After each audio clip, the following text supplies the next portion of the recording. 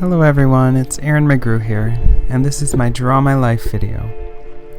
Well, it all started in Milwaukee, Wisconsin with my parents. They met in Milwaukee at a softball game, and my dad was a friend of one of my mom's opponents, and he liked the way that my mom played softball, so he picked her up. And long story short, they got together, and I was born on June 28th in 1987. Well, before I was born, both my parents actually had kids of their own.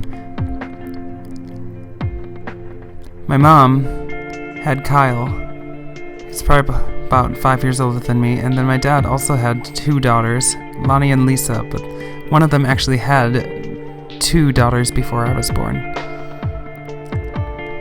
But during my childhood, it was just my mom, Kyle, and I who were the closest. But often I was alone. But I know on the weekends I got to see my brother, because he would always come over on the weekends, and he was pretty much the only friend I had as a child. Every time Sunday came along, I was always so sad. I would always cry when he had to leave, because I didn't want to be lonely anymore. Because at school, I was really, really shy. I wouldn't talk to anybody. And it took me a while to even warm up to my teacher. And once I did, I only stuck with the teacher. But I never participated in anything. I always got in trouble for not associating with other kids.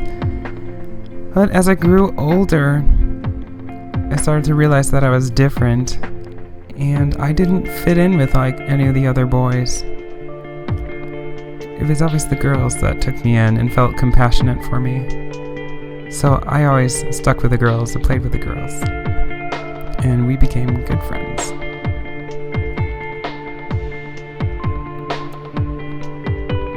Well, as time went along, in 1997, I was probably about 9 years old.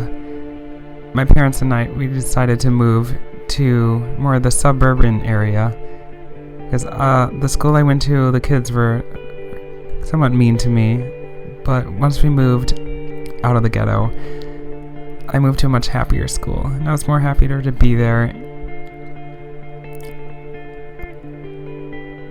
But as I ventured into high school, right in freshman year, I was introduced to puberty. And I wasn't really sure what it was, but I started noticing guys instead of the girls like I was expected to, and I didn't understand that because I had never heard of gay or homosexual. I didn't know what those words meant. I don't even think I've even heard those words. But I started playing around with fashion. I started dyeing my hair and getting all into art. And the other guys were mean to me as well, just as they were when I was a kid. And I never really hung around them, but I never understood why, and it made me sad too. And eventually it just became very hard to go to school. I became really sick with anxiety, and my anxiety got so bad that I stayed home from school a lot because I felt so nauseated, and I always felt like I was going to puke, but even though I never did. But I missed a lot of school, and I was very suicidal and depressed and had no friends. But in the pit of my darkness, my parents and we made our way to a church. It was the United Pentecostal Church International. And the people there were very welcoming. They loved me and they accepted me as one of their own. And I just loved it there. I learned to pray. I took on a life of prayer and I started talking to God. And on one night, it was actually on October 16th in 2003, I was praying with my mom on the side of her bed, and the Holy Ghost came down on me and in the book of Acts, and I began to speak in other tongues, and it gave me a lot of joy. It gave me a lot of hope, and my anxiety was tolerable at this point. And then during my senior year of high school, about a year later, I started making more friends. I started branching out a little more. It was easier for me to talk. But what really helped me was my theater lit course that I decided to take. because that one really pushed me out of my comfort zone, and that helped me a lot. But I remember in front of the class we had to do monologues, and I did one of Charlie Brown when he had a crush on a girl and he was eyeing her up from a distance. And the class thought it was funny. They thought it was a good fit for me, and I learned that my sense of humor was a way for me to feel accepted. But after I graduated, I moved on to Bible college, which was also Pentecostal, was apostolic. And I was in Minnesota, but I went there all by myself, and it was scary. At this point, I had never been around guys that much, and here I was moving into a foreign place, into a men's dormitory. And I didn't shower for 3 weeks because I was so afraid of the public shower room. But I became really lonely and really sad, and I started realizing that the gay feelings weren't going away, so I asked God for help every day. It was just hard to function. I didn't know what I was doing, and I tried to end my life many times. But every time God intervened, and I decided not to do it. He always saved me from myself.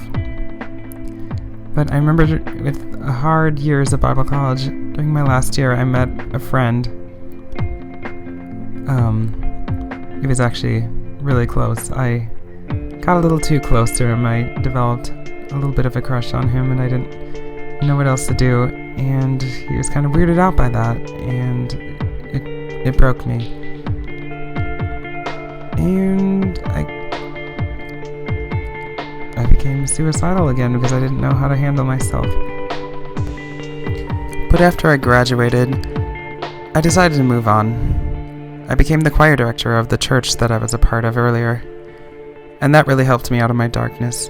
It helped me to focus on something different, and it also helped me out of my shell even more. It helped me how to function again.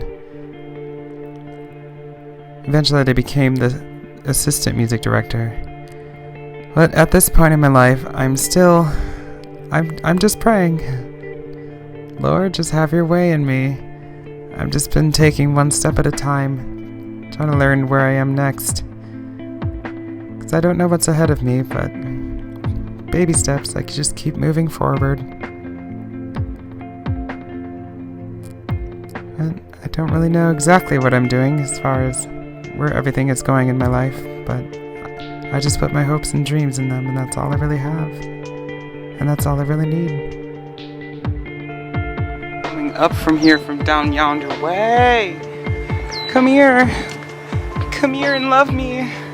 Will you be my friend? I'm right here. I'm the man you've been searching for all your life.